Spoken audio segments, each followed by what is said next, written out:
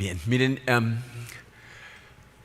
todas las cosas que hacemos aquí en la iglesia se desprenden de un pasaje conocido como la Gran Comisión.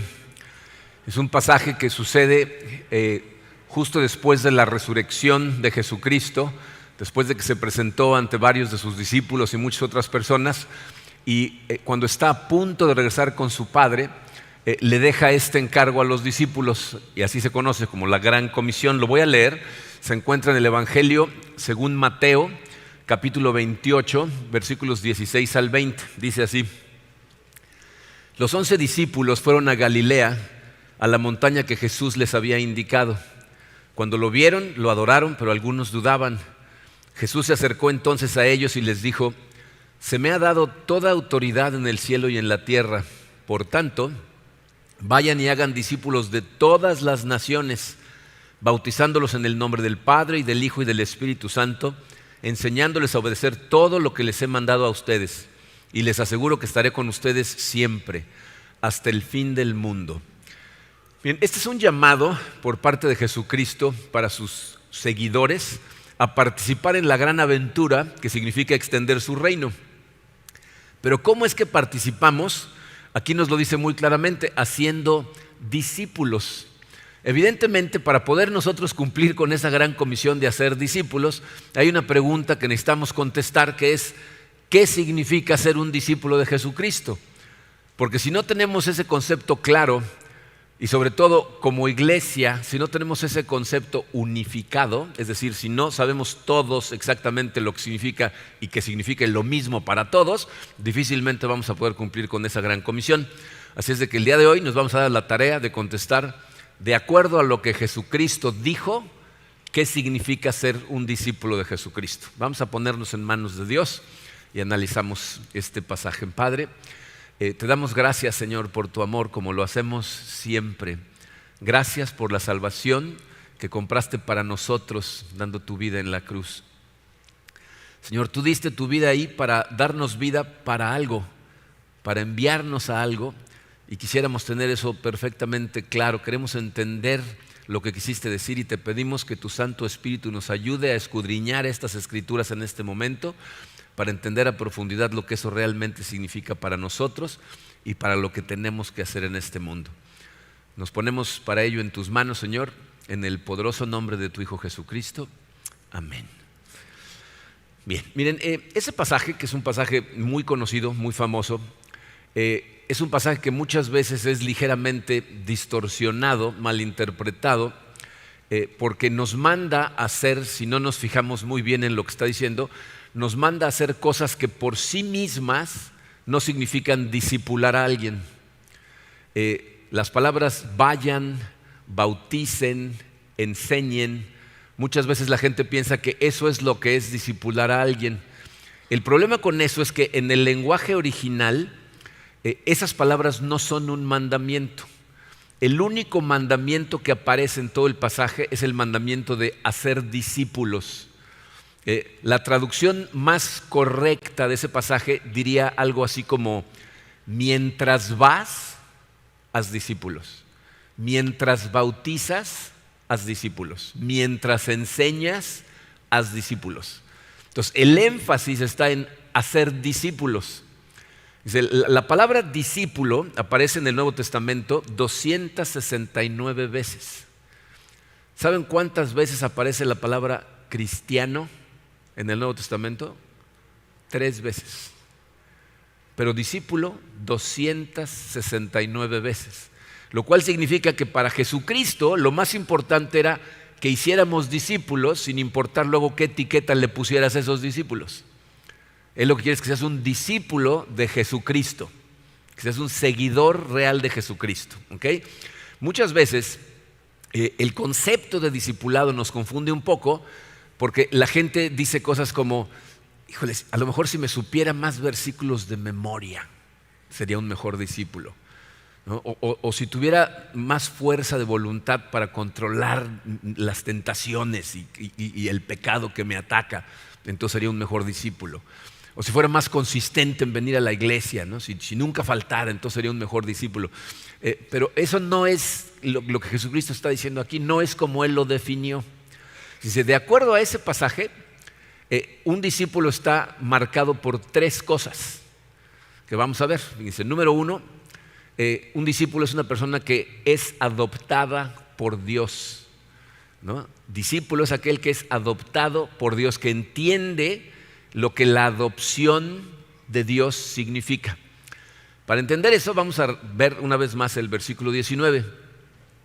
El versículo 19 dice, por tanto, vayan y hagan discípulos de todas las naciones, bautizándolos en el nombre del Padre, del Hijo y del Espíritu Santo. Dice, aquí hay varias cosas que necesitamos desenmarañar. Para empezar, miren, el bautismo es otro concepto que muchas veces la gente no entiende muy bien. Hay personas que piensan que el bautismo es algo que se realiza cuando una persona ya fue transformada, ¿no? Si ya hubo cambios en su vida, si ya hay fruto en su vida, entonces se pueden bautizar. Pero eso no es lo que la Biblia nos dice. Otras personas piensan que para bautizar a alguien, primero esa persona tiene que aprobar una prueba teológica, ¿no? Le tienes que hacer varias preguntas y si la sabe contestar, entonces sí lo puedes bautizar, si no, no. Tampoco la Biblia dice eso. Lo que la Biblia nos enseña es que la gente que se bautiza es la gente que entiende su salvación. Entiende que antes era una persona del mundo, pero ahora es de Dios. Que antes estaba esclavizada al pecado, pero gracias a la muerte de Jesucristo en la cruz, ahora fue liberado de su esclavitud al pecado por Dios. La Biblia utiliza diferentes formas para describir la vida antes de Cristo, nuestra vida antes de que Cristo nos salve. Una de esas formas que no es muy utilizada es la de huérfano. O sea, la Biblia nos dice que somos como un huérfano porque no tenemos un padre espiritual y entonces estamos perdidos en un mundo de oscuridad y lo que tratamos de hacer es de obtener una identidad por nosotros mismos. Buscamos formas de tener una identidad. En nuestro texto, ser bautizado lo que significa es ser reidentificado con nuestro Padre y entonces recibir una nueva identidad en Él. Miren, estas cosas son un poquito difíciles de comprender para nosotros, gente moderna del siglo XXI y especialmente en el mundo occidental. En la época de Cristo y en donde estaba Jesucristo, en el Medio Oriente, la identidad de una persona y muchas veces la vocación de una persona estaban totalmente atadas a su nombre y a quién había sido su padre, ¿no? ¿Quién era su padre? Por eso a lo mejor han notado en la Biblia que cuando hablan de Juan y Santiago, no les dicen Juan y Santiago, les dicen los hijos de Zebedeo. Esa es su identidad, ¿no? Su identidad es hijos de Zebedeo. Cuando Jesucristo confronta a Pedro, le dice Simón, hijo de Jonás, ¿no? Esa es su identidad, ¿no? Ese es quien Pedro era, y aparte pescador, porque su padre era pescador. Incluso Jesucristo, cuando va a enseñar a su propio pueblo, la gente lo ve y se pregunta, ¿pero qué no es este Jesús, hijo de José? ¿No? O sea, esa es la manera en que identificaban a la gente, a través de su nombre. En nuestra cultura, muchos de nosotros hacemos algo similar, pero no vemos la relevancia implicada cuando lo hacemos, es decir, le ponemos nuestro nombre a nuestros hijos. ¿No? Mi hijo, el mayor de los hombres, lleva mi nombre, se llama Marco Antonio Monroy, exactamente igual que yo. Yo lo hice sin pensar en lo que significa culturalmente. Pero miren, a ver si con este ejemplo me entienden. Hace como 4 o 5 años hicieron una entrevista y de la entrevista produjeron un documental acerca de LeBron James, que es un basquetbolista muy famoso. No sé si les gusta el básquetbol, pero en la época en que entrevistaron a LeBron James era considerado el mejor basquetbolista de esa época, ¿okay? Y entonces en la entrevista, el primer enfoque de la entrevista es porque se acababa de cambiar de equipo y hablan del nuevo equipo, etcétera. Pero luego empiezan a preguntarle acerca de su familia y en especial acerca de sus 2 hijos. Yo no sabía esto, pero al parecer hay una gran expectativa por parte del mundo deportivo acerca de qué tan buenos basquetbolistas van a ser sus hijos. Los analistas deportivos, los agentes deportivos predicen que especialmente su hijo el mayor va a ser tan bueno o mejor que LeBron James. Y entonces, miren, la verdad es que cuando yo escuché esas palabras, ¿saben qué edad tenía el hijo de LeBron cuando hicieron estas predicciones? 14 años de edad. ¿Se imaginan a los 14 años que te pongan en los hombros la expectativa de que un día vas a ser el mejor basquetbolista del mundo?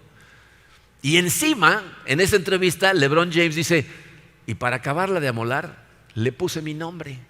Y entonces se llama LeBron James Jr., ¿no? Dice en la entrevista que se arrepiente de haberle puesto su nombre, dice, porque lo hice sin pensar en la expectativa que le estaba poniendo en los hombres a mi pobre chamaco, ¿no? Son expectativas que pues, él no pidió, ¿no? Que a lo mejor ni siquiera quiere jugar básquetbol, ¿no? ¿Qué tal si quiere jugar boliche? ¿No? O sea, ¿no? Pero este muchacho va a vivir con una identidad que ya le pusieron encima y que tiene que ver con quién es su padre y qué nombre le pusieron. Fíjense cómo en algunas familias, aún el día de hoy, todavía esas cosas suceden, ¿no? O sea, yo no sé si han oído a gente que le dice a sus hijos, compórtate como un Martínez, ¿no? O sea, como si el apellido cargara, ¿no? Peso, o mucha gente dice, me salió lo Monroy, ¿no? Como que el nombre trae consigo ciertos rasgos de carácter, ¿no? Que los heredé y pesa con el nombre, ¿no? Escuché, ahora que estuve estudiando acerca de estas cosas, de una persona que su padre le puso su nombre y en un momento en que tuvieron un problema, que empezaron a ver las cosas de forma diferente, el padre le dijo, me arrepiento de haberte puesto mi nombre, no te lo mereces, ¿no? O sea, la muestra de rechazo más profunda y dolorosa, decirle a una persona, no te mereces la herencia cultural que representa mi nombre, ¿no? Bueno, fíjense, bajo esa luz vamos a ver qué es lo que dijo Jesucristo en ese versículo. ¿Okay? ¿Qué nos dice que es un discípulo? Dice, un discípulo es una persona que ha sido bautizada en el nombre del Padre, del Hijo y del Espíritu Santo. Es una persona que fue bautizada bajo el nombre del Dios trinitario del universo. Entonces, lo que Jesús le está diciendo a sus discípulos que tienen que hacer, les está diciendo, vayan a todas las naciones, encuentren a los huérfanos de este mundo, es decir, a todos los pecadores, a todas las personas quebrantadas, que están cansadas de vivir la vida de esa manera, que están separados de Dios, que están encontrando su identidad en las cosas de este mundo, y díganles que tienen un Padre en el cielo que los ama a tal grado que mandó a su propio Hijo a morir por ellos para que recibieran el perdón de sus pecados y que aparte los va a sellar como suyos con su propio espíritu, los va a hacer suyos. En otras palabras, le está diciendo, vayan y díganle a los huérfanos de este mundo que yo quiero adoptarlos, que quiero que vengan a casa. Dios, a diferencia de ese padre que rechaza a su hijo y le quiere quitar su nombre, Él quiere identificarse contigo, sin importar qué hay en tu pasado, qué has hecho, cómo has vivido. Dice, diles que quiero darles mi nombre, un nombre que van a llevar por el resto de su vida y por la eternidad. Entonces, a todos esos huérfanos que en este momento tratan de crear su identidad en las cosas que tienen, en las cosas que hacen, diles que a través de la adopción y el bautismo pueden convertirse en mis hijos y en mis hijas. Yo les voy a dar mi identidad. De hoy en adelante van a ser llamados hijos de Dios. Algunos padres como LeBron James tienen sus dudas acerca de lo inteligente que fue darle el nombre o no dárselo, pero Dios no tiene ni la más remota duda, ni la más remota vacilación en adoptarte y darte su nombre. ¿Okay? Entonces, un discípulo es alguien que se bautiza para recibir una nueva identidad y ahora tiene un nuevo nombre. Ahora yo soy Marco, hijo de Dios. Esa es mi identidad y esa es tu identidad, nada más que tú no te llamas Marco, ¿no? Pero bueno, la primera marca de un discípulo entonces es un huérfano que entiende que ha sido adoptado como hijo, como hija, y ahora ya recibió una nueva identidad en el nombre de Dios. Pero continúa, dice, un discípulo es alguien que es moldeado por Dios. No nada más es adoptado por Dios, sino que ahora va a ser moldeado por Dios. Pasamos a ser parte de su familia, pero poco a poco Él se va a asegurar de que nos parezcamos cada vez más, ¿no? Que nos veamos cada vez más, que actuemos cada vez más como nuestro Padre en el cielo. Nos dice en el versículo 20, la primera parte del versículo 20 dice, enseñándoles a obedecer todo lo que les he mandado a ustedes. Y miren, ahí hay dos conceptos que traen varios problemas, que nos causan varias problemáticas. Vamos a platicar un poquito. Dice, uno de los problemas más grandes que enfrentamos en la iglesia es que hay un gran número de personas que no están preocupados por esforzarse en crecer espiritualmente. O sea, no tienen una aspiración, un deseo real de trabajar arduamente de la mano de Dios para ser transformados. Pero tienen que entender esto, fíjense, cualquier discipulado que le enseña a una persona nada más justificación por fe, pero no les enseña que también es santificación por fe, es decir, no nada más te salvas por fe, te transformas por fe. Si eso es lo que te enseñan, ese no es un evangelio reducido, es un evangelio equivocado. Ese no es el evangelio de Cristo, ¿no? Es pensar que la conversión es como la meta final de la carrera, cuando la conversión es el disparo de salida. O sea, tu salvación no es la finalidad de tu vida, sino el inicio de tu vida espiritual. Tú y yo somos adoptados como bebés en Cristo y nuestro objetivo es ahora crecer para convertirnos en adultos espirituales en Cristo. Entonces, fíjate, dice, enséñales a obedecer. Miren, esto es muy interesante porque piensen en esto. Dice, hasta este momento en el Evangelio de Mateo, ¿quién es el único maestro del que Mateo habla? ¿Quién es el único maestro ahí? No es de truco la pregunta. ¿Quién es el único maestro?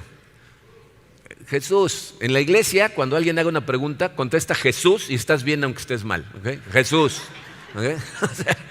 Entonces, el único maestro hasta ese punto es Jesús. Él ha sido el maestro y lo ven como el maestro y le dicen maestro, pero en este momento Jesús les está diciendo, yo me voy y ahora el maestro va a ser tú. Vayan ustedes y enséñenles. Entonces nos está mandando, nos está convirtiendo en los maestros. ¿Y qué es lo que debemos enseñar? Todo lo que Él nos mandó a nosotros. O sea, todas las cosas que les enseñó a sus discípulos, todas las cosas que le reveló a Pablo, que nos las expresa en sus cartas, dice, ahora nosotros nos convertimos en los maestros y tenemos el trabajo de enseñarlo. Ahora, ¿cuál es el problema con esto? Dice, este es es una tragedia realmente que está sucediendo en nuestros días, pero en este momento, dice, el analfabetismo bíblico es increíble, ¿eh? O sea, mucha gente de esta generación de cristianos no tiene conocimiento bíblico de primera mano. Yo me acuerdo cuando yo me convertí, yo crecí en una familia católica, como muchos de ustedes. Mi esposa Karina también creció, aunque ella en Estados Unidos creció en una familia católica. Pero yo siempre he creído en Dios. O sea, yo no me acuerdo de un momento en mi vida cuando no creía en Dios. Me hablaron de Dios desde que yo era un niño. Entonces recuerdo todavía como católico que había dejado de ir a la iglesia cuando me fui a vivir a Estados Unidos, conversaciones que yo tenía con Dios todas las noches, ¿no? Pero yo pensaba que conocía a Dios. Y aparte pensaba que conocía la Biblia porque había ido a la iglesia durante muchos años. Cuando me convertí y fui a la primera iglesia cristiana, en donde estaban enseñando la palabra de Dios de forma de la Biblia, de pronto me di cuenta de que no sabía casi nada. De que el Dios que yo conocía era bastante diferente que el que la Biblia enseñaba y yo pensé que conocía la Biblia y no la conocía. De hecho me dio mucha risa porque había cosas que decían que de repente, por ejemplo, me acuerdo cuando hablaron de Sansón y Dalila. Yo dije, ¿eso está en la Biblia? Yo pensé que era un cuento. O sea, había oído hablar de Sansón y Dalila, pero pensé que era como la Caperucita Roja, ¿no? Que era un cuento que alguien había inventado. Y entonces cuando me di cuenta de que hablaban de cosas que yo nunca había oído hablar, dije, no, pues me tengo que poner a estudiar. Y entonces empecé a hacer algo que mucha gente hace. Empecé a ser discipulado o a sentirme bíblicamente alfabeto por asociación. Es decir, me juntaba con gente que conocía muy bien la Biblia y porque la gente que me enseñaba conocía muy bien la Biblia, yo ya me sentía que estaba bien, ¿no? Me sentía discipulado por asociación y eso, miren, es un peligro enorme en una iglesia en donde hay buenos maestros. Y en esta iglesia tenemos excelentes maestros. O sea, Sergio Serra, Sil Herrera, Salvador Quesada, Moni Villarreal, Mayela Miriris, todas las personas que enseñan nuestras clases bíblicas son excelentes maestros. Entonces corremos el riesgo, ¿verdad?, de que nos sentimos discipulados por asociación. Entonces, escúchame clarito, por favor. Tú no puedes hacer responsable a esas personas de tu crecimiento espiritual, de tu discipulado. Tú deberías de estar tan familiarizado con la Biblia como todos ellos. Porque muchas veces la gente se siente que porque están estudiando con ellos, hay veces que hablo con gente y le digo, ¿cómo vas? Bien. Ah, sí, ¿vas bien? Sí, estoy en la clase de Sergio Serra. Ah, no, entonces ya estás bien, ¿no? O sea, que él sepa mucho y vaya bien no significa que tú necesariamente vas bien. Necesitas tener conocimiento de primera mano. ¿Entienden lo que eso significa? Conocimiento que es el resultado de tu estudio y tu meditación de la palabra de Dios. ¿Por qué es tan importante? Porque Jesús nos mandó a todos a enseñar. A todos. Somos responsables de enseñar en algún momento. Entonces, ¿cómo puedes enseñar cosas que no sabes? Miren, pocas cosas me empujaron a querer aprender. O sea, pocas cosas me empujaron tanto como la necesidad de enseñar. Yo les puedo asegurar que cuando ustedes escuchan sabiendo que se lo van a tener que explicar a alguien más, van a escuchar diferente. Si tú vienes aquí y nada más todo lo que quieres es escuchar y salir motivado por lo que escuchaste, vas a escuchar de una manera. Pero si sales pensando, esto se lo voy a tener que decir yo a alguien en algún momento, voy a tener que poder explicar estas cosas, lo vas a escuchar de otra manera, vas a tomar notas, vas a regresar. Mira, hay gente que me dice, no, yo salgo de aquí y luego regreso y veo el video y lo veo despacito y voy tomando notas, porque sé que en algún momento lo voy a tener que explicar a alguien más. Entonces no puedes hacer estas cosas, o sea, tienes que estar tan familiarizado con la Biblia como lo estoy yo. De hecho, fíjate, tu responsabilidad debería ser analizar qué digo yo aquí. Y si en algún momento digo algo que no es bíblico, tienes la responsabilidad de acercar y decirme, oye Marco, el otro día dijiste esto, pero ¿ya viste este versículo? Porque aquí dice lo contrario de lo que tú acabas de decir. O sea, necesitan ustedes hacerse responsables de su crecimiento bíblico. Pero hay cosas que son muy tristes. Miren, encuesta tras encuesta revelan que la iglesia evangélica en este momento está en uno de los momentos en donde estamos menos preparados bíblicamente hablando en la historia de la iglesia. O sea, la gente no estudia. De hecho, hay un estudio que hicieron en 2016 en donde descubrieron que los grupos no cristianos, o sea, grupos de ateos activos, ¿saben lo que es eso? Gente que está tratando de desacreditar a la Biblia. Los ateos activos, los mormones y los testigos de Jehová conocen mejor las afirmaciones bíblicas que nosotros. O sea, conocen mejor en lo que creemos que nosotros que decimos que lo creemos. Eso es una tragedia. Porque fíjense, una de las cosas que decimos en esta iglesia es, la Biblia es nuestra autoridad. Pero si no conoces la Biblia, ¿quién es realmente tu autoridad? Tú. Lo que tú crees que dice la Biblia, si es que no conoces la Biblia. Entonces tú eres tu propia autoridad. Ahora, no estoy diciendo que nosotros no estamos aquí para ayudarte. Desde luego que estamos aquí para ayudar, por eso tenemos nuestra clase de introducción a comunidad de fe, de ahí pasas a clases de conexiones, finanzas bíblicas, fundamentos, grupos pequeños, o sea, los líderes de todas esas áreas están ahí para ayudarte en tu crecimiento espiritual, pero para apoyarte en tu crecimiento, no para hacerte crecer, no pueden ellos. Necesitas entender que tu conocimiento de primera mano es una necesidad absoluta para ser un discípulo de Cristo. Y yo sé que es intimidante cuando abres la Biblia, especialmente la primera vez o las primeras veces, pero acuérdate que la Biblia es el lugar en donde encontramos a Jesús. O sea, no estudiamos la Biblia para convertirnos en eruditos bíblicos, no se trata de impresionar a nadie, se trata de tener comunión con Dios a través de su palabra. Eso es lo que estamos tratando de hacer. Hay varios problemas que tenemos que nos causan no estudiar, ¿no? Uno de ellos, yo no sé si han escuchado esto, pero hay gente que piensa que tener mucho conocimiento bíblico enfría tu relación con Dios, ¿no? De hecho, hay gente que dice, no, ten cuidado, porque si lees mucho la Biblia, entonces al rato tu corazón va a estar enfriado. Y lo comparan con un personaje que tenemos en la Biblia, que son los fariseos.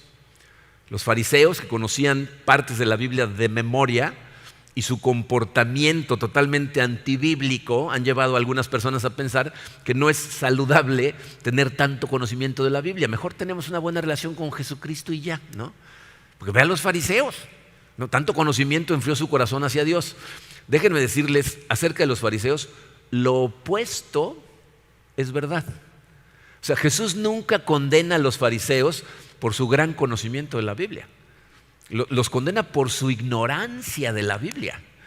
Los fariseos eran un grupo de personas que estaban tan preocupados por satisfacerse a sí mismos que tomaban la Biblia, la sacaban de contexto, llegaban a las conclusiones equivocadas, ¿verdad? Y se comportaban totalmente contrario a lo que la Biblia decía que tenían que hacer. Jesucristo les dice a ellos: ustedes estudian las Escrituras pensando que las Escrituras les van a dar vida, pero las Escrituras dan testimonio acerca de mí. El que da vida soy yo, al que tienen que buscar ahí es a mí, y estoy parado aquí enfrente y no me ven. Nada más estaban tratando de satisfacer a ellos mismos. Entonces esto significa que debemos estudiar la Biblia en busca de comunión con Dios, y no debería darte miedo nunca estudiar la Biblia. Nunca. Hay gente que dice: no, ves que yo he oído que luego si la estudias mucho va a haber contradicciones. Si te da miedo estudiar la Biblia, estás demostrando los límites de tu fe, porque la palabra de Dios es la verdad. Si la estudias correctamente en busca de Dios, eso es lo que vas a encontrar. Otro riesgo que corremos es que la gente escucha de esas estadísticas y esos estudios y piensan que están hablando de otras personas. Dicen: no, sí, esas otras iglesias están muy mal. No. Acuérdate, aquí estamos hablando de cada uno de nosotros. Tú eres responsable de aprender de la Biblia tú. Y hay otra cosa que quiero mencionar. La verdad es que no sé por qué sucede esto, pero en nuestra experiencia, después de 20 años como pastor y casi 35 años como creyente, me he dado cuenta que de cada 10 personas que están seriamente tratando de crecer espiritualmente, generalmente 8 son mujeres. Me enteré esta semana que estuve estudiando para este mensaje que eso no nada más se da a nivel iglesia.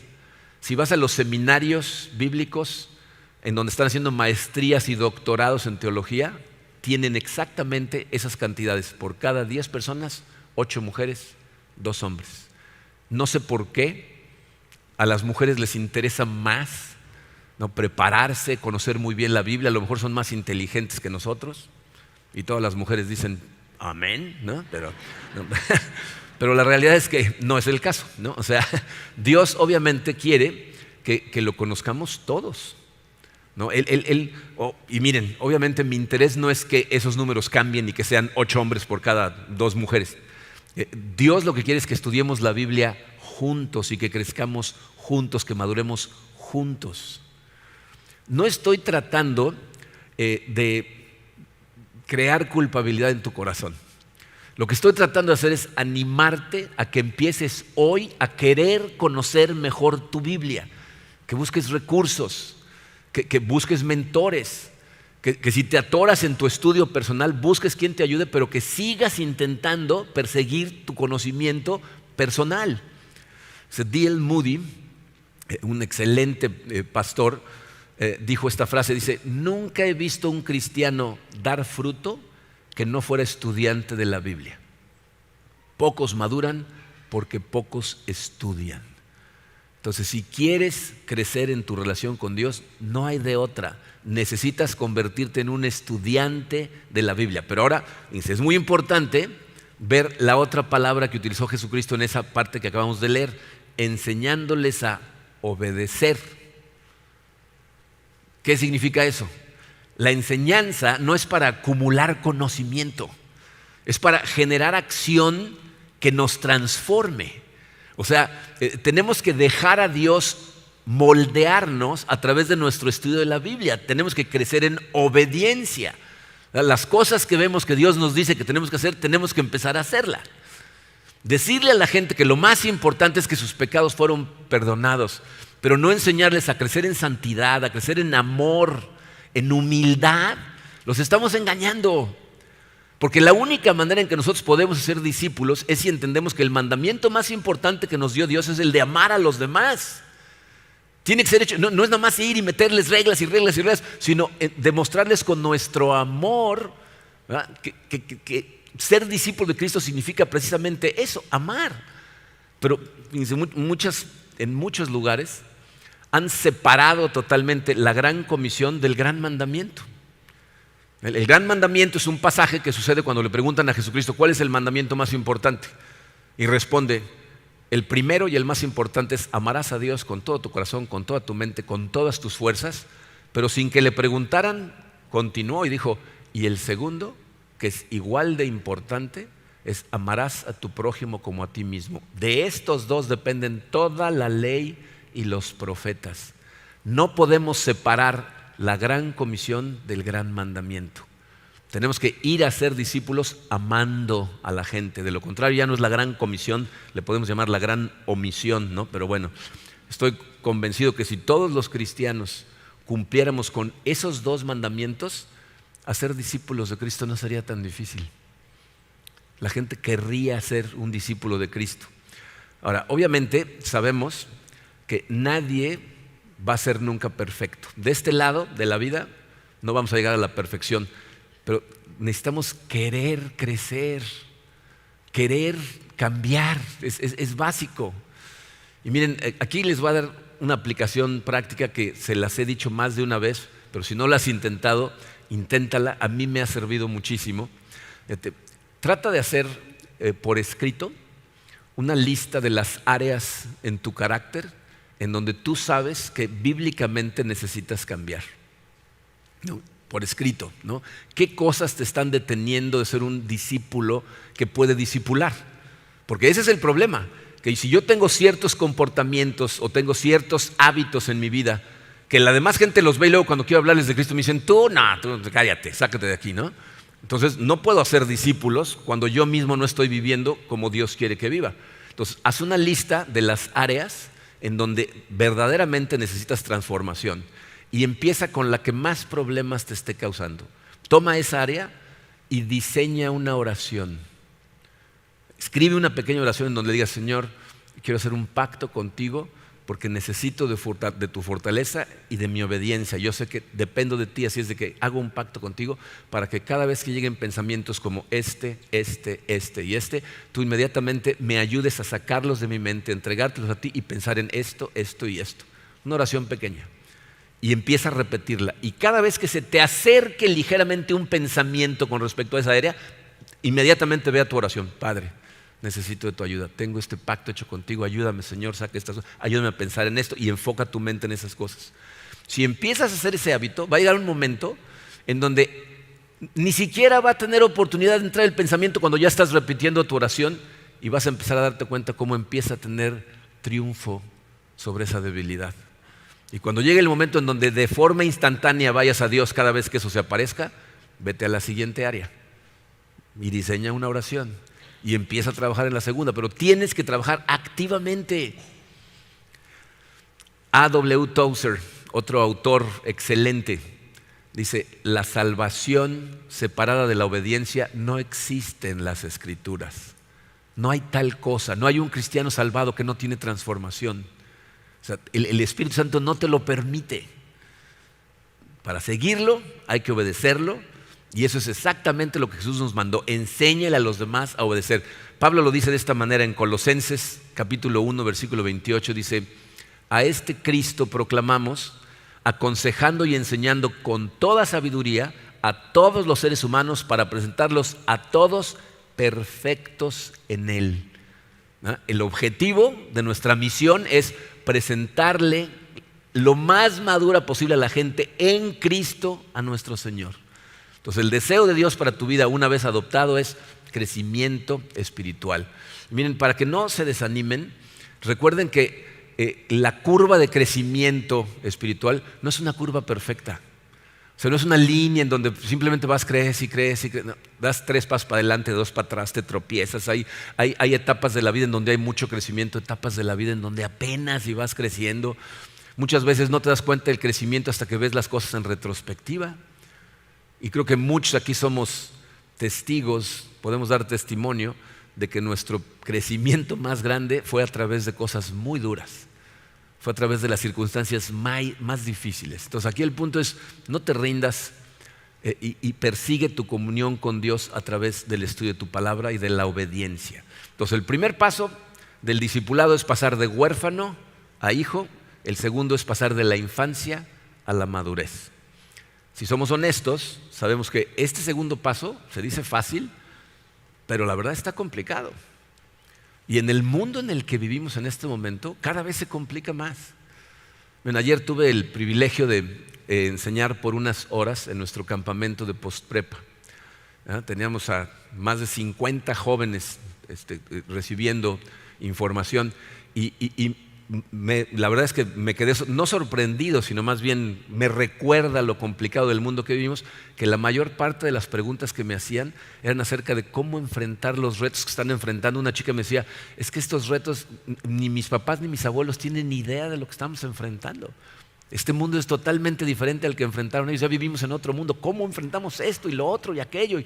Entonces sabemos que en este mundo en donde tenemos una cantidad de distracciones, de desinformación, en donde nos están bombardeando por todos lados con una bola de tonterías, sabemos que es difícil.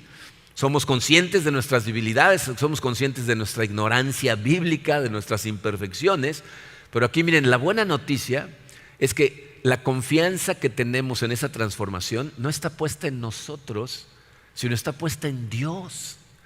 O sea, tú y yo somos adoptados y luego moldeados, pero ¿cuál es el combustible que causa esas cosas? ¿Qué impulsa esos cambios? Esto nos lleva a la tercera marca de un discípulo.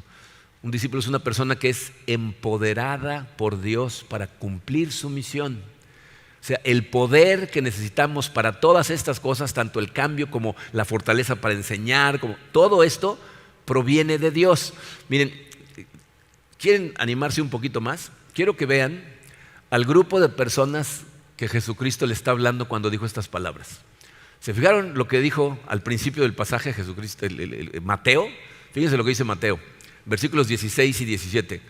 Los 11 discípulos fueron a Galilea. ¿Quiénes son los 11 discípulos? Los discípulos más cercanos a Jesucristo. ¿Okay? Dice, los 11 discípulos fueron a Galilea, a la montaña que Jesús les había indicado. Cuando lo vieron, lo adoraron, pero algunos dudaban. ¿Oyeron eso? O sea, esta gente lo vieron caminar sobre el agua, lo vieron alimentar a miles de personas con 5 panes, lo vieron resucitar gente, lo vieron morir en la cruz, lo vieron resucitado, lo tocaron, comieron con él y lo ven y dicen, ¿será? ¿No? O sea, dudaron. O sea, Jesús no le dio la gran comisión a grandes teólogos, a gente con una fe que era inamovible, ¿no? Gente perfecta, sin dudas. Eran un grupo de gente común y corriente como tú y como yo, que aún después de la resurrección tenían dudas. No sabemos qué dudas tenían, ¿no? No sabemos si dudaban de ellos mismos, si dudaban de la veracidad del mensaje, no tenemos idea. Pero aún así Jesucristo les dio a ellos la misión sagrada de llevar su mensaje al mundo. Adoradores dudosos. ¿Alguien se identifica? Adoradores dudosos, ¿no? O sea, sí, Señor, pero sí, Señor. O sea, no es el caso. Marcos 9:23, ¿tienes fe? Sí, pero ayúdame por mi falta de fe. ¿No? A esas personas. O sea, es en Dios que ponemos nuestra confianza. Porque Él es el que va a hacer estas cosas, no nosotros.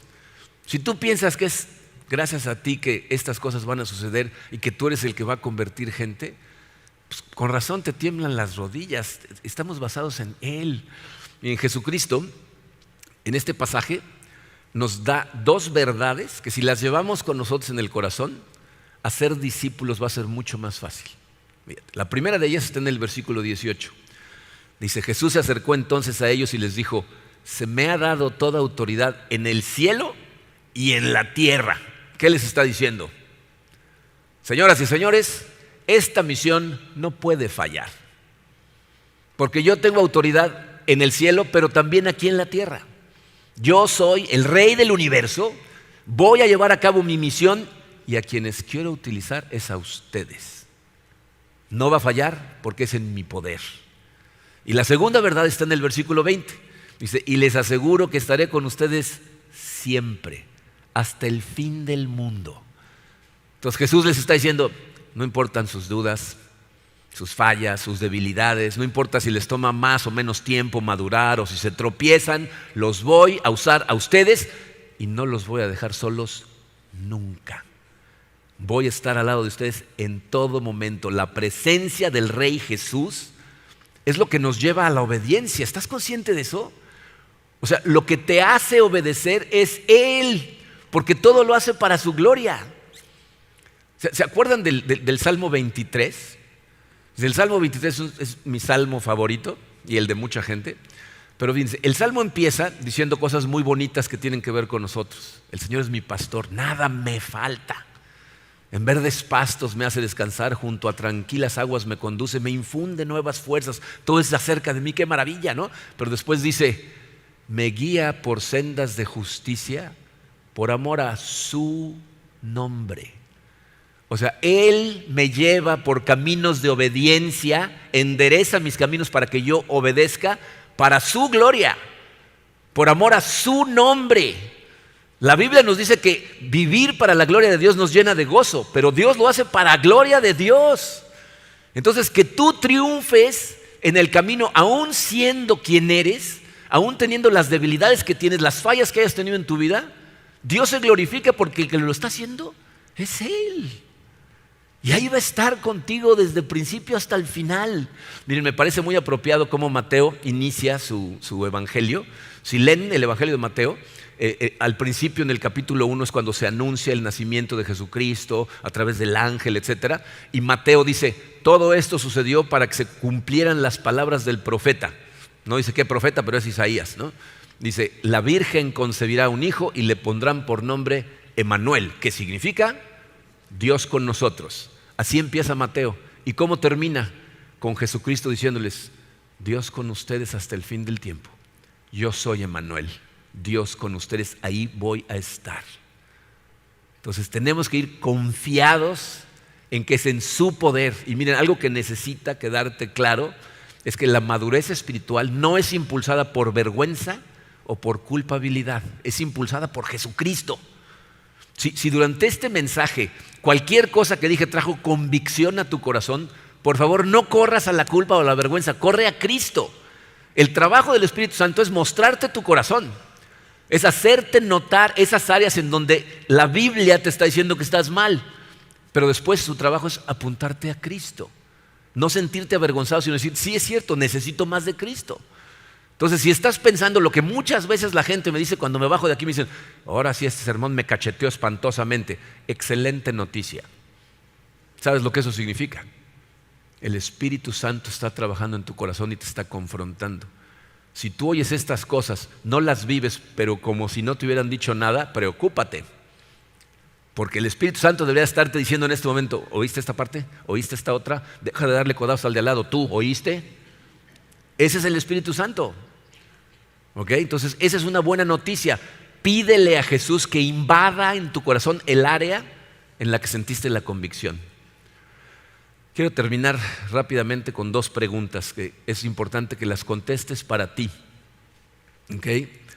Uno, ¿en qué lugar estás en este momento en donde Dios te puso y tienes influencia sobre otras personas? Dependiendo del lugar en el que estés en la vida, ¿no? A lo mejor estás muy joven, medio, más grande, trabajo, escuela, casa.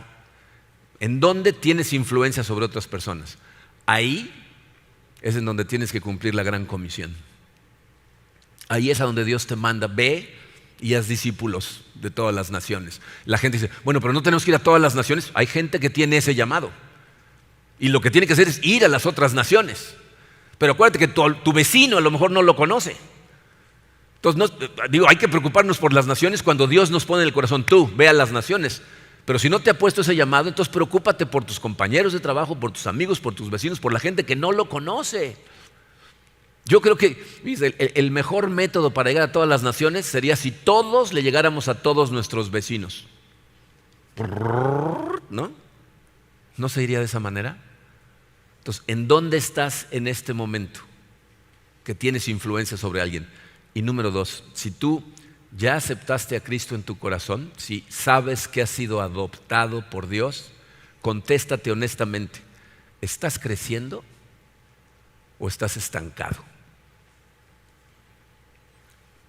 La pregunta va en esta dirección. El crecimiento no se da por casualidad. La gente no despierta un día madura espiritualmente. El crecimiento toma trabajo, toma dedicación, toma análisis de nuestra vida, de qué estamos haciendo bien, de qué estamos haciendo mal. Toma tener gente en nuestra vida que pueda confrontarnos, tener mentores, estar estudiando la palabra, estar viendo, aquí me está hablando a mí. ¿Estás trabajando de esa manera en tu vida?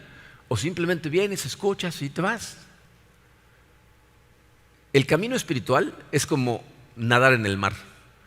Si no estás nadando a propósito en una dirección, cuando te das cuenta ya te llevó la corriente y estás a 10 kilómetros.